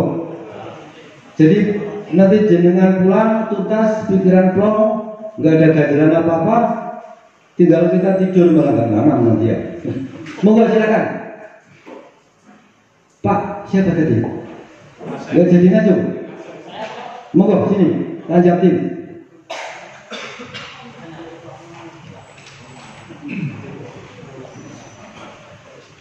Assalamualaikum warahmatullahi wabarakatuh. Waalaikumsalam. Nama saya Pak Muhtar dari Desa Perintis. Ya, berarti. Ya Pak Muhtar. Jadi pertanyaannya begini Pak. Di sini kan kita di Rimbo Bujang khususnya ya, ini masalah iklim Pak. Tadi saya baca di buku bantuan itu, kelembaban suhu itu kan harus ada aturan tadi Pak. Jadi bagaimana cara menentukan iklimnya Pak? Jadi di sini kadang-kadang panas Pak, di situ Pak. Jadi kami di situ mungkin nanti akan keberatan kalau tidak ada pengukur suhunya. Nah itu secara teknologi Pak. Satu itu. Yang kedua, masalah pH tanah Pak, keasaman tanahnya itu bagaimana di Panili ini. Sedangkan di Rimbo Bujang ini asam tanahnya tinggi. Ini pemupukannya harus bagaimana Pak? Iya. Nah itu Pak. Yang ketiganya ini masalah ketika kelompok tani Pak, nanti sudah bergabung dengan penanam Panili ini, nanti secara sistemnya bagaimana, penjualannya bagaimana. Nah tadi disinggung juga masalah kalau ada kreditnya mungkin nanti untuk supaya petani itu betul-betul mampu untuk mengelola Panili tersebut. Betul. Yang keempat, yang terakhir Pak, biasanya di sini kalau diadakan kalau namanya fintech ataupun simulasi kayak gini, ini kadang-kadang ujungnya tidak ada tentu arahnya, Pak. Habis begitu saja. Dulu tahun 2012 saya pernah di fintech masalah penanaman garu, Pak. Begitu satu batang tuh bisa naik haji Pak. Wah semangat sekali. Ribuan Pak saya tanam di Rimbo Bujang ini. Sampai sekarang hilang Pak, tak ada orang yang muncul satupun. Saya dulu dibina dengan kelompok tani swasembada pada di Samalangun. Takut-takut ini juga begitu Pak dengan pengalaman itu. Sekarang kita bina, fintech. Setelah nanti banyak hilang. Nah ini masyarakat akan kecewa Pak. Nah itu aja pertanyaan saya. Kalau memang nanti ya positif, bagus ya dipersilahkan. Saya juga mungkin akan mengajak masyarakat saya supaya betul-betul fokus terhadap ini. Tadi Bapak sudah bilang mindset kita harus diganti di Rimbo Bujang. Karet murah Pak, sawit murah. Terima kasih. Assalamualaikum warahmatullahi wabarakatuh. Waalaikumsalam warahmatullahi wabarakatuh. Terima kasih. Monggo Pak. Oke, ini ada Bu Sri Wahyuni, Pak Aris dengan Pak Mukhtar. Ya, sebelum kita buka sesi tanya jawab tadi, kita kembali, saya mengulangi lagi bahwa saya sangat berharap dan berkeinginan waktu kita yang kita sudah luangkan hari ini hanya tidak sia-sia sampai di sini Pak. Ya, pertama tidak sia-sia sampai di sini. Kemudian teknisnya nanti kita bicarakan. Tapi saya akan jawab dulu pembicaraan dari pertanyaan dari Bu Sri Wahyuni. Petani berencana untuk menanam vanila, bibit dan peran penanaman semua. Kemudian pertanyaan bersama ya Pak ya. Petani pada umumnya belum berpengalaman penanam vanila, kemudian diberikan pelatihan atau tidak. Kemudian yang perbedaan sedikit yang kedua terhadap permodalan. Jadi ada pertanyaan pertama dan kedua bersama dua jenis pertanyaan. Maka saya jawab sekalian ketiga-tiganya. Ya Pak Bu Sri Wahyuni ya, Pak Ari sama Pak Mukhtar ya. Nah seperti yang kita rencanakan tadi, bahwa kita membuat agenda ini tidak hanya sampai di sini. Saya berharap begitu, karena waktu yang sama-sama kita luangkan, yang Bapak-Bapak luangkan, dan waktu yang saya luangkan juga tidak percuma. Maka tadi saya awali, mudah-mudahan nanti kita akan tidak lanjuti dengan tim saya yang dari Kasiako, kita akan intern dengan Pak Naryono. Kemudian dari Pak Naryono saya harapkan kita sudah dapat nanti petani-petani yang ingin bertanam vanila, ya Pak ya. Step pertama Pak, nanti saya akan datang dengan sistem, saya kasihkan ke Pak Naryono. Pak Naryono akan, atau petani-petani silakan daftar ke Pak Naryono nanti. Kemudian dengan proses pendaftaran, saya kirimkan form pendaftaran nanti. Luas daerah kita berapa, di mana. Kemudian dengan dasar itu nanti kita sama-sama cek Pak. Seperti Pak Mukhtar, apakah tanah kita ini cocok atau tidak? Apakah tingkat keasaman, semua alasan lah nanti kita keluarkan, sehingga faktor-faktor untuk penanaman vanila itu bisa kita terapkan dan kita tidak terlalu kaku dalam hal itu. Nanti saya kasih sedikit pengalaman, apabila kita terlalu kaku maka mungkin kita tidak sukses. Hanya yang berani dan mungkin sedikit bilang orang sebenarnya itu kita bisa sukses. Nah ini Pak, jadi sistem kita petani nanti mulai kita identifikasi melalui Pak Naryono, luas lahan, daerah. Kemudian kita akan daftarkan luas tanahnya, daerahnya di mana, kita lakukan pemappingan. Kemudian di situ baru kita berikan pencerahan. Pencerahan bahwa kalau kita sudah naik kapal, kita akan berlayar. Kalau kira-kira ragu-ragu, turun dulu. Karena akan ada konsekuensi yang sama-sama kita tanggung.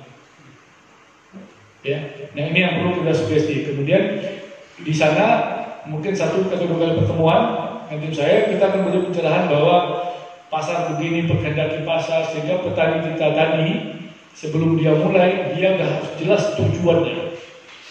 sudah jelas risiko yang akan diambilnya, sudah jelas harapan yang akan didapatnya.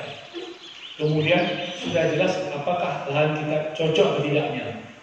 Kemudian apakah bibit, bagaimana pengambilan bibit, dari bibit mana, contoh bibit kita ambil dari vanila yang pernah berbuah, dari jelas asal usulnya, sehingga di situ baru kita berikan penjelasan bagaimana tahap penanamannya, pembinaannya, sampai ke masa marketnya. Kapan baru kita udah hitung schedule dari 10 ke 50 petani, yang ke 50, setelah mendaftar 50, uji coba mungkin yang mundurkan diri 5, tinggal 45 ya Pak ya. Yang akhirnya 10, kita nanti 10. Ya mungkin 10 nanti setengah jalan, agak kuat. Mungkin sampai ujung tinggal 5. Dan itu yang sebenarnya untuk satu poin, saya satu pun orang berhasil, maka kita sudah sukses dalam hal itu. Dan akan menjadi percontohan di tempat lain atau di desa kita sendiri. Nah, ini step-step yang akan kita tindak lanjuti dari Kasiasat dan dengan Pak Daryono dan dengan tim yang lain. Ada terjawab Pak Bu Wayuni, Pak Ari, sama Pak Mukhtar? Oke. Kemudian dalam permasalahan permodalan, setelah saya cek, sebenarnya permodalan itu baik dari pemerintah, dari perbankan itu gampang. Cuma kembali kepada karakter kita. Bank itu, kalau kita modal atau peminjam modal itu berangkat dari kepercayaan lupa. Kepercayaan. Kenapa sekarang perbankan itu tidak terlalu percaya dengan petani kita? Karena kadang-kadang petani kita melakukan peminjaman ke bank, mendapatkan pinjam ke bank, ceritanya lain Bang. Mungkin modalnya untuk vanila, mungkin modalnya untuk sawit atau tumbuhan lain. Ujung-ujungnya modalnya buat es, kulkas beli kulkas, gitu. Modalnya beli motor, sehingga manajemen untuk pemakaian modal ini tidak tepat. Nah ini mungkin saya pernah bicarakan di tempat lain bahwa ini perlu kita trainingkan. Permasalahan kenapa? Pada saat petani mulai melakukan peminjaman, pada saat itu sudah terhitung dia Pak. Jadi tidak ada istilahnya mohon maaf Pak saya bisa. Ini kenapa perlemahan pemodalan kita? Ini trust yang tidak terbangun. Nah untuk ini kemarin saya juga berbicara dengan BNI. Secara BNI untuk dengan pemodalan petani kita sedang membuat di sistem. Tentu secara pengelolaan bisnis mereka juga mau melihat apa yang menyebabkan mereka percaya. Secara kepercayaan saya sudah bisa jaminkan bahwa kami yang akan beli produknya. Bank percaya karena rekening kami di bank BNI. Kemudian petaninya apa nanti komitmen di petaninya. Pernah saya bicarakan itu. Nah itu akan kita ulangi lagi apakah bisa diimplementasikan di sini. Sebenarnya dari tiket permodalan untuk vanila juga tidak banyak. Kita bisa nanti penjelasan dari Pak Daryono nanti. Nah kita harapkan bahwa Pak dari pemerintahan kalau beliau bisa memberikan bantuan bibit ya Pak ya. Nah bibitlah modal awalnya. Kalau sabut kelapa mungkin bisa kita cari Pak. Kemudian kalau pohon apa namanya untuk tumpang mininya di sini pohon apa namanya Pak? Apa? Oh ya, atau gamal kan bisa kita cari Pak. Nah proses pendampingan ini akan kita lakukan kerjasama. Jadi tingkat pemodalannya modal dari bibit tadi. Nah yang benar-benar kita harus pertahankan dari petani kita, seperti saya bicara awal, di mana-mana Pak, kalau pemerintah mau kasih bibit, semua mau ambil. Kami juga pengalaman begitu. Apabila kami kasih bibit, semua mau ambil. Tetapi setelah diambil, kadang tidak ditanam Pak. Tidak dilakukan penanaman, tidak dilakukan prosesnya. Maka pada satu sisi yang jelas penyedia modal bibit tadi sudah mengalami kerugian. Nah ini tanggung jawab yang benar-benar harus sama-sama kita sepakati. Tinggal itu permasalahannya. Kemudian di pemerintah kalau mengadakan bibit, juga bibit yang benar-benar bibit. Tidak bibit asal-asalan. Nah dari kita lah penetralnya nanti. Kita akan pemerintah beri bantuan bibit dengan kesuksesan bapak-bapak dan DPR. Akhirnya ke Tebo, ke Ibu Bujang ada penjualan bibit untuk 100.000 bibit, 10.000 bibit. maka bibitnya juga kita cek dengan standar bibit yang ini diberikan ke petani. Karena kita juga ada ingin hari ini pejabatnya bilang kirim aja lah. Besok berbuah kan tak tahu 1,5 tahun lagi saya kan tak tahu saya di situ atau tidaknya. Nah ini yang perlu sangat kita bina, perlu kita tanamkan sama-sama kepercayaan. Nah dari awal tadi, dari proses pendaftaran petaninya, kemudian pengevaluasi petani sampai ke lahannya, kemudian evaluasi dari bibit, pertemuan kita yang rutin. Pertemuan ini panjang ini Pak, karena kalau mulai dari sekarang sekitar 2 tahun lagi. Kalau kita pikir harinya 2 kali 360, kalau kali jamnya, kali bulan, kali minggu, kali jam, kali menitnya lama. Tetapi kebiasaan kita kalau kita tidak pernah memulai, lama dia. Kalau sudah kita mulai, hari raya tahun depan dekat Pak. Ya, Ramadan bulan depan dekat. Ramadan ke Ramadan sudah 1 tahun. Padahal itu pekerjaan yang kita lakukan mungkin pemanajemen waktu untuk pekerjaan lahan kita. Nah ini kadang-kadang yang tidak dapat manajemennya dari kita, sehingga nanti kita selalu saling menyalahkan. Bibit yang diberikan tidak kita cek dengan benar, rupanya bibit yang tidak sesuai standar. Sama dengan pengalaman saya nilam itu ada 3 Pak. Ada nilam yang benar, ada nilam pagar, atau nilam bunga, atau nilam sabun. Bentuknya sama. Kalau kita tidak ngerti, bibit dibikin pemerintah, rupanya nilam sabun yang dikasihkan, nilam bunga. Setelah kita tanam, itu bentuk nilam. Setelah kita jual, kan nilam ya. Nah, ini yang sama-sama kita cek di semua level. Nah, kita nanti setiap petani yang mendaftarkan ke Pak Naryono atau dengan sistem kita nanti kita lihat ada survei tanahnya. Kemudian dari penetralisinya dengan tim kami kita memberikan ini tidak, ini boleh. Nah, satu lagi ada ketakutan. Dulu saya dengan nilam, saya tidak mengerti bahwa nilam itu bisa tumbuh di dataran tinggi di Kerinci. Tetapi semua orang bilang nilam bagus tumbuh di dataran rendah, di laut. Ya, mungkin karena kebandangan saya tanam saja. Saya tanam ketinggian sekitar 800. Orang bilang kan mungkin tumbuh. Yang itu kan perkara tumbuhnya bukan perkara saya. Perkara di atas ada tanah, ada energi, di sini tumbuh. Akhirnya tumbuh. Pilot saya 6 hektar. 6 hektar heboh Indonesia karena satu hamparan nilam yang tumbuh secara meter kayak kebun teh ya, subur. Itu waktu saya mulai nilam. Nah, kalau saya mengambilkan teori seperti tadi, saya datang ke Balitro bilang ketinggian segini, persyaratan, timbul ketakutan saya. Akhirnya saya tidak coba. Kalau saya tidak coba, sampai hari ini tentu saya tidak berjalan nilam. Nah, standar-standar kita ikuti, standar pemandangan kita ikuti, kemudian keteguhan dan keyakinan kita lah yang membuat kita berhasil atau tidak. Nah, secara pengamatan kita bandingkan dengan daerah kita di Makassar, ditanam di dalam hutan aja, kelembapan, tingkat pantai, panas, kemudian tingkat keasaman akan kita lihat bersama-sama. Itu mungkin jawaban dari ketiga-tiganya tadi Pak. Ada yang dipahami Bu Sriwayuni, Pak Arif, Pak Muhtar? Ada yang bertanyakan Pak Bu? Nah, ini tidak berbicara pada satu sisi. Kalau tumpunya itu ada 3, sudah ada 3 ini Pak. Ada masyarakat petaninya, ada yang membinanya, ada yang membelinya. Kalau 2 aja kan bisa ketaruh periuk coba. Ya kan? Seimbang dari segi 3. Nah, mudah-mudahan ini menjadi awal yang baik bagi kita, sehingga kita juga melihat bahwa daerah kita ini menjadi potensi untuk menghasilkan vanila. Kemana vanilanya? Petani kita sudah terdaftar. Bagaimana prosesnya? Pemerintah kita menyediakan bibit. Bagaimana pembelinya? Kami sudah datang memberikan pelatihan, pembinaan, seterusnya komunikasi yang kita lakukan. Beragreement? Boleh beragreement dengan saya, boleh. Dan saya tidak kata dengan itu. Nah, tingkat baik tadi lah. Dengan produk yang kita hasilkan, dengan kualitas yang baik, kalau kita bagi kekhawatiran kita, maka kita sama-sama khawatir.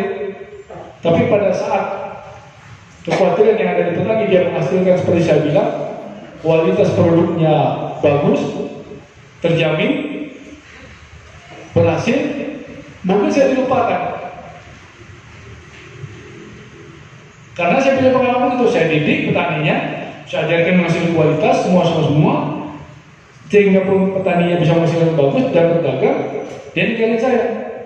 Sama juga dengan petani berpikir, nanti begini Pak Direk lari.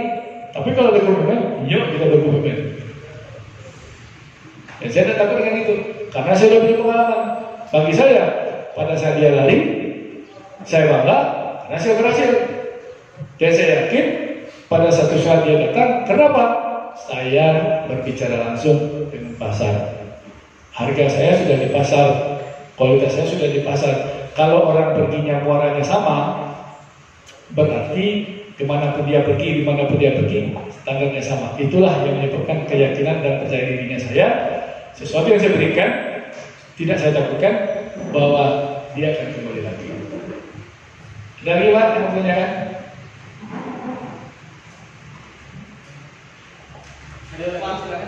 Ya Pak. Ini sistem tumpang sari atau khusus Pak? Nah, sebenarnya apabila kita manfaatkan untuk tumpang sari bagus sekali. Kenapa? Ini kami implementasikan untuk tumpang sari di kayu manis juga. Nah, mungkin nanti ada tumpang sari, nanti kita lihat secara agronomisnya tumpang sari di sawit bagaimana. Bagus sekali untuk tumpang sari karena dia butuh pelindung. Di beberapa daerah di Makassar, dia tumpang sari dengan coklat. Ya, jadi nanti tergantung kecerdasan kita ini tumpang sarinya. Ya, tumpang sarinya karet boleh, apakah nanti vanila juga boleh, vanila juga boleh. Silakan nanti. Kalau nilam ya, kalau ada di petani nilam sekarang saya cek juga. Tim kami bisa turun ngecek sehingga berapa kuit tersedia. Cuma komentarnya bahwa pengolahan masih harus saya pegang pengolahan sebelum masyarakat kita tercerahkan dengan pengolahan tersebut. Kalau nilamnya bisa saya beli basah sekarang. Ya, nilam saya bisa beli basah sekarang. Oke Pak? Ya Pak? Sekarang kita 1.500.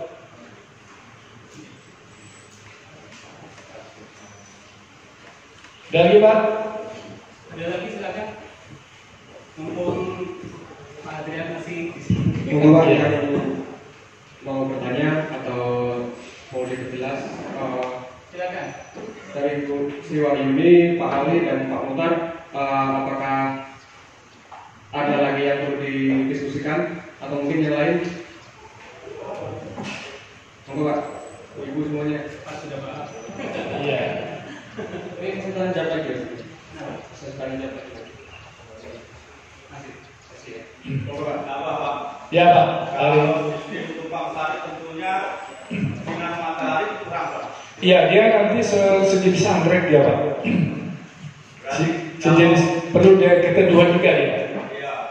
Kalau sistemnya kalau mau dua kan otomatis harus kena sinar matahari. Iya betul. Jadi secara sistem kita lihat, jadi pada saat umur tertentu dia sudah kena matahari dia. Kalau di tanah sendirian bukan tumpang sari macam-macam. Bisa juga Pak. Cuma makanya kita butuh batang gamal untuk pelindungnya. Iya, sekarang kan pelindungnya mau kita bikin apa ini? Ada orang pelindungnya dikasih warna itu yang hitam. Iya. Paranet ya. Iya. Jadi untuk pelindungnya pohon gamal, sebenarnya pohon gamal juga bagus untuk makan kambing. Iya Pak ya. Kalau kita mikir efek domino nanti, gamal yang banyak untuk kambing juga bagus ya Pak ya.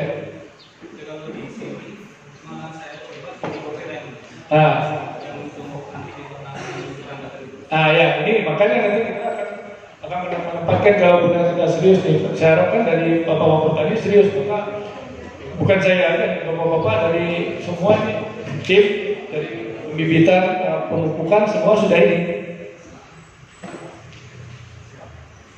Sehingga kita benar-benar dengan etikat baik daerah kita dilihat, oh di sana ada vanili, oh volumenya sekian, kualitasnya sekian, orang akan datang. Itu target kita.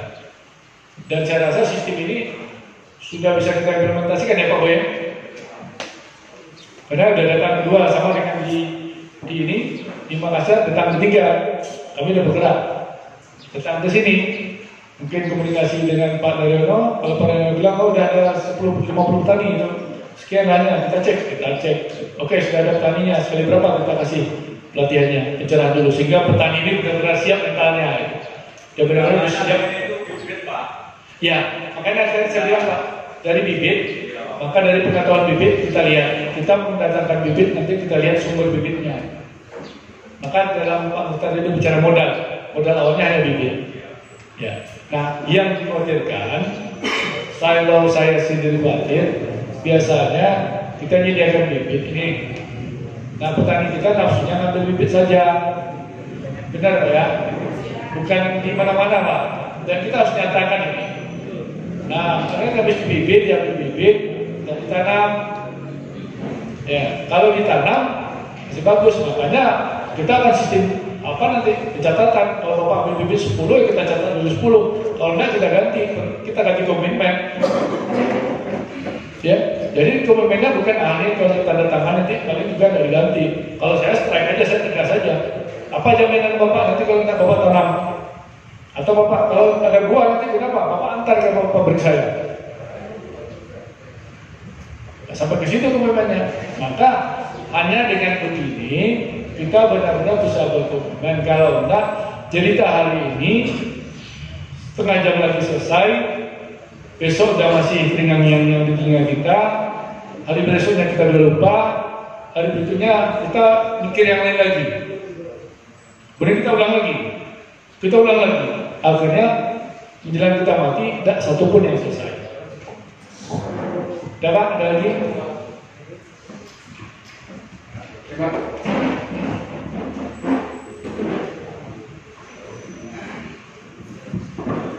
Ya Pak, terima kasih langsung saja. Saya kepala desa dari Sukamaju. Saya Hari Anggoro dari desa Sukamaju. Ya Pak. Dulu di aula kecamatan Rimbolu pernah kita membangun mindset tentang vanili, dan sekarang di aula desa Walarja lebih tajam. Jadi kami paham awal sampai akhir untuk semangat itu, tetapi yang saya perlu ditekankan bersama yakni komitmen, sanksi, ketegasan seperti apa zaman Belanda, zaman Jepang bisa menciptakan hal memang dengan pemaksaan. Karena benar Bapak bilang Pak Dian, setengah jam kemudian nanti setelah di luar ruangan lepas, besok ada seminar lagi lepas. Jadi kami sebagai kepala desa juga senang apabila dalam pemaksaan untuk kebaikan dan menjadi harapan standar kualitas yang tinggi kelas dunia itu dinyatakan di Rimbo Bujang, walaupun petaninya nanti ada seberapa itu sudah dari kami memulai ini memang berat, tapi kalau memang pandian komitmen ya kebaikan-kebaikan pandian nanti bisa dikenang sampai di sana, tidak bisa kami katakan. Jadi harapan kami ini terakhir seminar, setelah itu kami percaya sama Pak Mario dan Pak Kiono untuk kepanjangan tangan Rimbo Bujang dan Bolu, komitmen sanksi yang tegas dan selamat. Terima kasih. Assalamualaikum warahmatullahi wabarakatuh. Oke Pak, nanti di sini ya kita kan tidak hanya mencanangkan di Rimbo Bujang, tapi di desa lain silakan nanti. Dan kami siap. Jadi di desa Pak Hari Anggoro nanti kita sama polanya kita bikin sama, sehingga kita menjadi satu community nanti. Nah, di petani yang intinya yang saya lihat semua permasalahan, memang selalu orang berbicara. Setiap saya datang, baik di produk-produk lain, masyarakat kan bilang begini, Bapak tidak orang pertama yang datang ke sini, bawa seperti ini. Dan saya sudah siap dengan hal seperti itu. Cuma saya juga mempelajari titik lemahnya kita masing-masing. Bagaimana kita membuatkan poin-poin seperti ini. Ya, dan sekarang kita tinggal lanjuti saja. Misalnya di desa kita ada nanti kita tunjuk perwakilannya. Kemudian sudah ada petani, sudah ada daftar petani, kita daftar petaninya, kita register luas lahannya, kita survei, kita petakan. Kemudian kita berikan sugesti yang benar-benar, kita bikin komitmen. Saya rasa sudah tinggal kita untuk mengimplementasikan berjalan ke arah sistem itu. Makanya tadi saya pertegas bahwa setelah di sini minggu depan atau 2 minggu depan, Pak Arya baru bilang kami ada 10 petani Pak, lahan 5 hektar.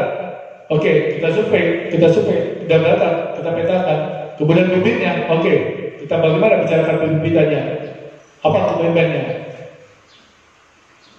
Sehingga nanti masyarakat pada saat dikasih bibitnya nggak ada alasan di situ.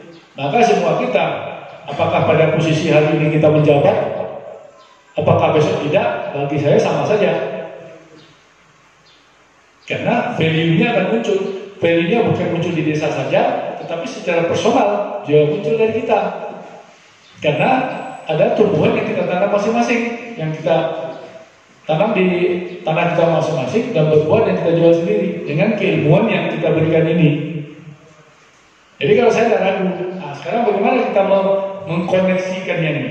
Ibaratnya ada 2 titik yang benar-benar kita temukan, kita balik untuk berjalan. Setelah bagaimana kita ini? Kalau saya setuju aja, minggu depan Pak Naryono bilang, Pak sudah ada 20 petani, lahan 10 hektar, kita lihat, kita survei, tim saya siap datang. Pak, kita ada pertemuan sekali sebulan. Tahap pertama, petani 20, kita benar-benar suplemen, dari 10 ada 35. Sehingga petani kita juga merasakan, oh iya bibit ada ditanam. Nah, ini yang benar-benar perlu kita realisasikan langsung. Makanya saya ingatkan, kalau nanti Bapak-Bapak menyampaikan kepada petaninya, mental petani kita kebanyakan masih seperti tadi. Ada bibit vanila, ambil bibit vanila, tak ditanam atau tidak. Nah pada saat itu, semua kita yang dulu hari ini sudah melihat, Bapak ambil satu, bertanggung jawab satu.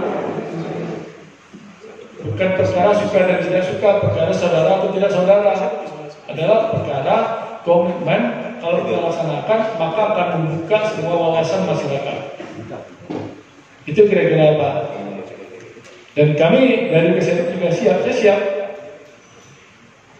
Senang saya Pak, karena saya bermanfaat. Mudah-mudahan peluang saya membawa pasar itu tercapai. Itu yang saya cita-citakan. Kemudian kita beranjak ke produk lain. Kemudian kita sudah terkenal. Orang datang, fokus. Pada saat itu, dari pandemi, kualitasnya jelas, kita beli. Itu kira-kira. Ada lagi Pak? Terjawab Pak Ari? Silakan yang lain. Yang lain Pak?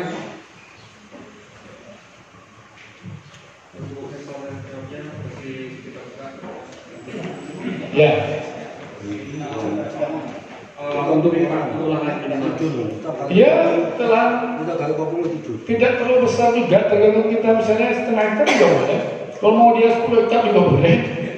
Kemampuan itulah kemampuan kita masing-masing. Mungkin saya pertama cukup 500 meter persegi aja ya Pak, Iya. atau di belakang rumah saja. Yang penting vanila kita tumbuh, berbunga, berbuah, kita bisa jual. Oh, di sana ada volume kita ya, kita adopsi aja pelan-pelan. Saya mau 1 hektar silakan. Nanti di situ yang kita jelaskan dengan tim kita. Oke, Bapak bukan 1 hektar. Kalau tanam 1 hektar kan nggak mungkin. Nanti Bapak belum punya waktu. Nah, kita terapkan mungkin yang hari ini bulan ini, ya bulan berikutnya sekian 200 sehingga mencapainya 1 hektar. Tetap targetnya tercapai 1 hektar. Itu dari tingkat budidayanya nanti. Teknis manajemen penanamannya di petani kita. Ada lagi Pak? Bu? Tidak Mas. Yang dari Tanjak Ting ada yang mau nanya enggak? Jauh-jauh nggak nanya gimana? Tanjak Ting. Anjaptim, monggo, apa udah jelas? Kabupaten Tebu, Anjaptim siap. Nanti tanya jawab ini yang penting. Iya. Ada yang nanya, ada yang jawab nanti. Mari Pak, ini Pak. Jawab nanti. Kabut. Daerah kabut ini Pak ya. Assalamualaikum warahmatullahi wabarakatuh. Waalaikumsalam warahmatullahi wabarakatuh. Perkenalkan, nama saya Didi Kurniawan dari Tani Jabung Timur, Kecamatan Degang. Ya Pak, jadi Yang kami tanyakan, kalau terkait dengan Pak ini tadi, jujur sebenarnya sangat tertarik, dan lahan itu juga ada. Tapi apakah semua itu bisa cocok dengan lokasi yang ada di tempat kami? Karena rata-rata adalah terus yang kedua, terkait dengan merica, alhamdulillah memang harus coba kemarin bisa berkoordinasi, dan kami sudah insya Allah untuk bulan akhir ini juga akan melakukan pengembangan Nah, dalam hal ini kami juga ingin sekali mencoba itu, tapi kami ingin ada bimbingan-bimbingan yang pasti terkait dengan panis ini. Terus yang selanjutnya terkait dengan apa ya, pasar ya mungkin, karena kita ini kan kesulitan biasanya terkait dengan setiap program itu pasar. Apakah pasar ini sudah tersedia terkait dengan panen itu sendiri? Kalau terkait dengan beca di grup Pak Marmo itu sudah ada ya, terkait dengan beca, terkait dengan panili, apakah itu sudah ada istilahnya ketika nanti dalam masa sudah buah gitu, sudah bisa memanen atau seperti apa konsepnya? Terus selanjutnya pasar apakah itu aja? Apakah cuma panili dan adakah termasuk produk-produk lain seperti jagung, kedelai dan lainnya? Kebetulan kami ke sini ada beberapa teman-teman, ada 6 orang, termasuk juga kami dapat program jagung gitu. Kalau di sana juga ada PPN juga kami ke sini. Mungkin itu Pak sedikit yang bisa saya sampaikan. Kalau terkait dengan lahan, insya Allah tidak ada kekurangan berapapun yang dibutuhkan, karena kebetulan sebagian ada izin yang kemarin dikeluarkan oleh Bapak Presiden langsung, itu 682 hektar juga belum tersentuh sama sekali. Artinya di kawasan gambut kami itu apakah perlu penanaman dulu apa seperti apa prosesnya, kami mau bimbingan dan petunjuk kayak mana harus pengelolaannya di lahan gambut tersebut. Ini itu Pak. Assalamualaikum warahmatullahi wabarakatuh. Itu Pak Didi, seperti tadi yang kita bilang ya, bahwa kita akan mendata petani dulu. Kemudian setelah kita data, kita akan survei lahannya. Nah dari survei lahan bersama ini, nanti kita lihat aktualnya, apakah lahan itu cocok atau tidaknya. Itu harus tetap kita lakukan. Di Nilam juga dilakukan. Setiap petani mendaftarkan, maka tim kami akan turun. Dia akan lihat, dia akan ukur semuanya. Bahwa rupanya lahan itu tidak cocok dengan tanaman vanila. Karena kita fokus pada vanila ya. maka kita bilangin Pak lahannya belum cocok ya. Vanila, karena standar lahan vanila adalah ABC nanti.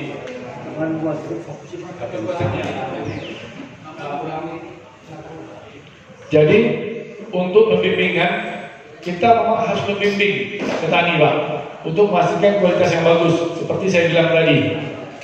Karena kita tidak bimbing, petani kita menghasilkan produk vanilanya, kemudian hasilnya tidak bagus, juga berdampak terhadap kita sebagai yang di pasar, juga berdampak nanti kepada daerah kita sebagai penghasil vanilanya. Maka konsep kami, keutamaan kami adalah melakukan pembinaan petani terhadap produk yang dihasilnya. Ini key point-nya. Dan kami harapkan petaninya, biasanya petani juga punya pengalaman, nah di-share lah di situ. Bukan kita mendikte. Maka tadi saya bilang permasalahan agrikulturnya, agronomisnya, mungkin petani lebih tahu. Maka tingkat kita di sini adalah tingkat diskusi untuk memastikan kualitas yang paling baik. Nah untuk pasar, pertanyaannya pasar kenapa Pak? Nah karena pasar itu saya datang ke sini. Karena secara pribadi saya melihat potensi pasar itu dan memiliki potensi pasar itu. Nah, intikan saya, karena saya dikasih salah satu ya, dikasih rezeki sama Tuhan bisa melihat pasar itu dan juga bisa memasukkan ke pasar itu, maka inilah yang saya sampaikan. Saya sampaikan, mudah-mudahan itu menjadi amalan baik buat kita.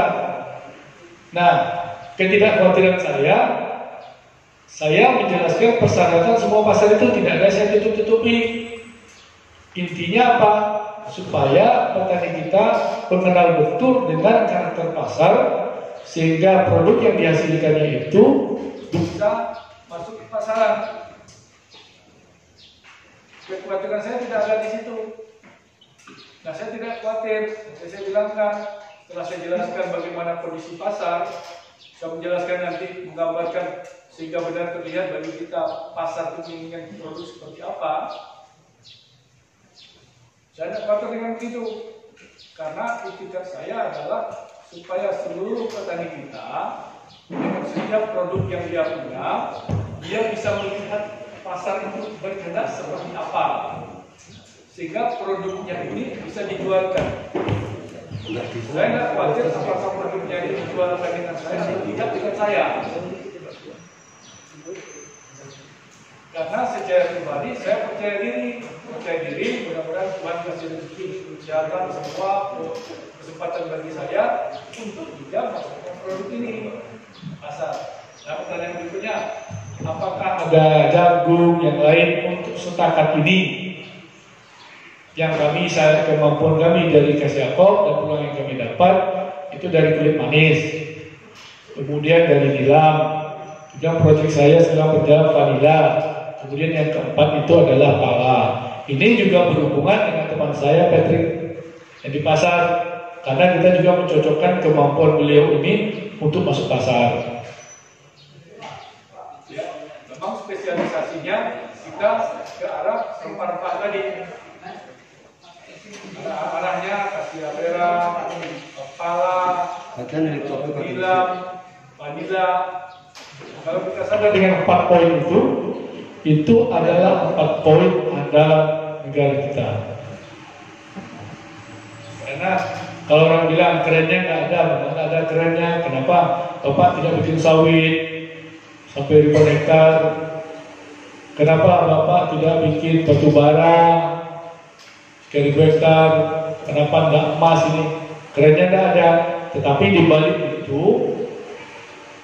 balik itu sepanjang yang saya lihat, ini adalah potensi besar dari negara kita, dari daerah kita untuk menguasai pasar dunia. Sawit, kita bukan penghasil sawit nomor 1. Kulit manis, kita penghasil kulit manis kualitas terbaik di dunia nomor 1. Vanila, nilam, bisa Bapak lihat